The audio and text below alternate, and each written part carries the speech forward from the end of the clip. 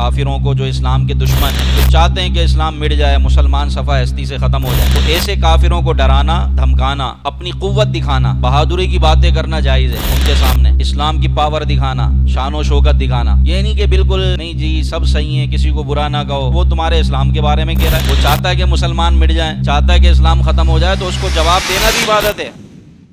بلا لو اپنے در پر اب تو غم خانہ بدوشوں کو مجھ پر درود پاک پڑھ کر آراستہ کرو، بے شک تمہارا مجھ پر درود پڑھنا قیامت کے دن تمہارے لیے نور ہوگا۔ صلو علی الحبیب صلی اللہ تعالی علی محمد صلی اللہ علیہ وسلم۔ قرآن مجید فرقان حمید میں اللہ تبارک و تعالی نے مسلمانوں کو اپنی طاقت بڑھانے کا حکم دیا، اہل ایمان کو اپنی طاقت اور قوت بڑھانے کا حکم ارشاد فرمایا۔ ظاہری طور پر اپنی طاقت، اپنے ملک کی طاقت، اس کی قوت بڑھانے کی بنیادی وجہ کسی پر اپنی دھاک بٹھانا مقصود نہیں ہے، بلکہ امن اور امان قائم کرنا، امن و امان قائم کرنا، کیونکہ جس کی جتنی زیادہ طاقت ہوتی ہے، جتنی زیادہ پاور ہوتی ہے، تو کوئی دشمن اس پر حملہ کر کے اس کے امن کو خراب نہیں کر سکتا۔ تو جتنی زیادہ جس ملک کے پاس، جس قوم کے پاس پاور ہوگی، طاقت ہوگی، تو وہ قوم امن کے ساتھ، دشمنوں سے حفاظت کے ساتھ اپنی زندگی گزارے گی۔ تو اس لیے اہل ایمان کو بھی یہ حکم فرمایا کہ اپنی طاقت بڑھائیں، اپنی ملکی طاقت بڑھائیں، اپنی عسکری طاقت بڑھائیں، اپنی سرحدوں کی حفاظت کریں۔ یا ایھا الذین آمنوا اصبروا وصابروا ورابطوا، کہ اے ایمان والو صبر کرو اور صبر میں آگے بڑھو اور اپنے سرحدوں کی حفاظت کرو، اپنے سرحدوں کی حفاظت کرو۔ تو یہ سب اس لیے ہیں تاکہ ملک میں امن قائم رہے، قوموں میں امن رہے، تخریب کاری نہ ہو، فساد نہ ہو۔ تو آج بھی اگر جس گھر کا سربراہ، آپ گھر سے چلیں، جس گھر کا سربراہ اسٹرانگ ہوتا ہے، کسی کی مجال نہیں ہوتی اس کے سامنے آگے بولنے کی، تو وہ اپنے گھر کے نظام کو صحیح انداز میں لے کر چلنے کی کوشش کرتا ہے۔ اور جہاں گھر میں سبھی سربراہ بننے کی کوشش کرتے ہیں تو پھر گھر کا نظام درم برم ہو جاتا ہے۔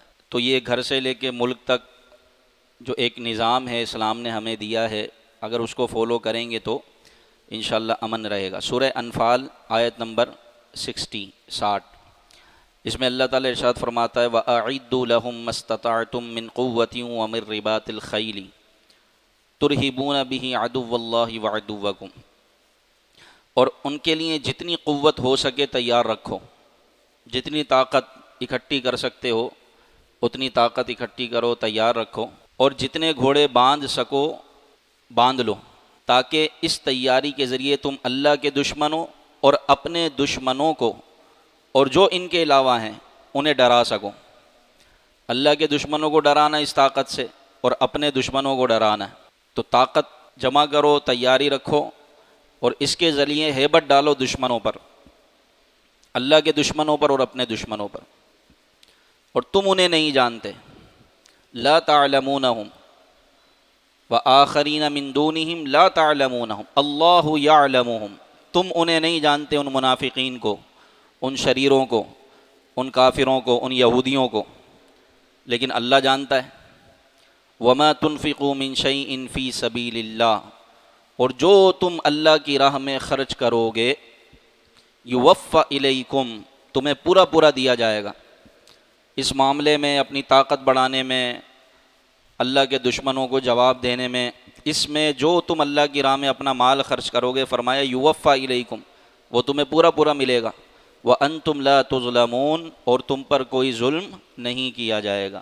اب دیکھیں یہ کتنی واضح آیت مبارکہ ہے، سورہ انفال کی آیت نمبر 60، جس میں حکم دیا کہ اللہ کے دشمنوں سے لڑنے کے لیے، اپنے ملک کے دشمنوں سے لڑنے کے لیے، ان پہ ہیبت بٹھانے کے لیے، ان کو ڈرانے کے لیے، ان کو خاموش کروانے کے لیے تم اپنی طاقت بڑھاؤ، اپنی قوت بڑھاؤ، اپنی شان و شوکت بڑھاؤ، اور ان کو تم نہیں جانتے کہ وہ تمہارے پیچھے تمہاری نقصان کے اور تمہارے مٹ جانے کے وہ قائل ہیں، اللہ جانتا ہے۔ اور پھر تم اپنی طاقت اور شان و شوکت بڑھانے کے لیے جو بھی خرچ کرو گے اللہ کی راہ میں، تو یہ تمہیں پورا پورا ملے گا اور تمہیں اس کا اجر دیا جائے گا۔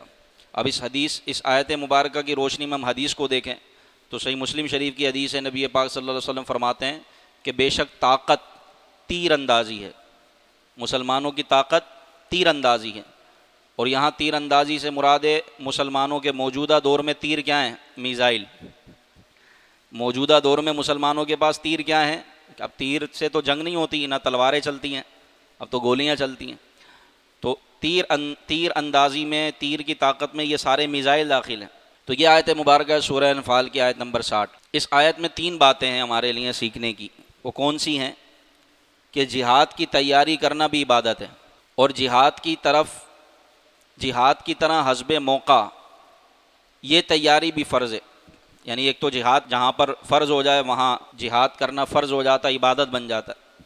تو جہاد کے لیے تیاری کرنا یہ بھی عبادت ہے۔ جس طرح نماز فرض ہے، نماز کے لیے وضو کرنا یہ بھی فرض ہے۔ تو نماز کی تیاری کرنا بھی عبادت ہے، جس طرح نماز پڑھنا عبادت ہے۔ نماز کے لیے بندے کا تیار ہونا، اس کا چلنا، اس کے کپڑے پہننا، اس کا وضو کرنا، ذہن بنانا، اپنے بستر سے اٹھنا، پھر مسجد کی طرف چلنا، یہ سارے کام عبادت ہیں، اس لیے کہ یہ ایک عبادت کی تیاری کرنے میں مصروف ہو رہے ہیں، تیاری کرنے میں صرف ہو رہے ہیں۔ تو جہاد کی تیاری بھی عبادت ہے۔ اسی طرح عبادت کے اسباب جمع کرنا، عبادت کے لیے وسائل اکٹھے کرنا، یہ بھی عبادت ہے۔ اور اسی طرح گناہ کے اسباب جمع کرنا، یہ بھی گناہ ہے۔ تو عبادت کے اسباب جمع کرنا یہ عبادت، اور گناہ کے اسباب جمع کرنا یہ گناہ ہے۔ جیسے مثال کسی پر حج فرض ہو گیا تو حج کے لیے سفر کرنا یہ فرض ہے اور یہ بھی عبادت ہے۔ اور خدا نخواستہ کوئی چوری کا ارادہ رکھتا ہے تو چوری کرنا حرام ہے، اب چوری کے لیے سفر کرنا یہ بھی حرام ہے۔ تو پتہ چلا کہ عبادت کے لیے سفر کرنا، اس کے لیے اسباب جمع کرنا یہ عبادت۔ اور اسی طرح گناہ کا کوئی معاملہ ہے تو گناہ کے لیے اسباب اکٹھے کرنا، گناہ کے لیے سفر کرنا یہ بھی گناہ ہے۔ تو چوری کرنا یہ حرام، شدید حرام ہے، اس کے لیے سفر کرنا، اس کے لیے میٹنگ کرنا۔ ظاہر سی بات ہے بندہ چوری کرتا ہے تو 2-4 سے چوروں سے مشورہ کرتا ہے کہ کام نے چوری کرنی ہے، تو اس کے لیے جو بھی محنت صلاحیت صرف ہوگی اس کی، یہ سب حرام کام میں صرف ہوگی۔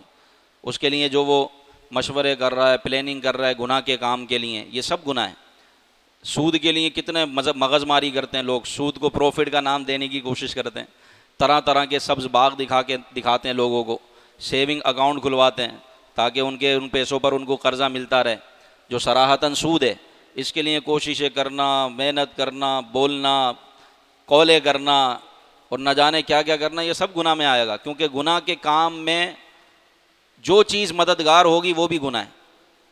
گناہ کے کاموں میں جو چیز مددگار ہوگی تو وہ بھی گناہ کہلائے گی۔ تو اللہ ہمیں گناہوں سے بچائے اور عبادت اور اس کے اسباب جمع کرنے کی ہمیں توفیق عطا فرمائے۔ اسی طرح تیسری بات اس آیت مبارکہ سے یہ بھی پتہ چلی کہ کفار کو ڈرانا دھمکانا، کافروں کو جو اسلام کے دشمن ہیں، جو چاہتے ہیں کہ اسلام مٹ جائے، مسلمان صفحہ ہستی سے ختم ہو جائیں، تو ایسے کافروں کو ڈرانا دھمکانا، اپنی قوت دکھانا، بہادری کی باتیں کرنا جائز ہے ان کے سامنے، اسلام کی پاور دکھانا، شان و شوکت دکھانا۔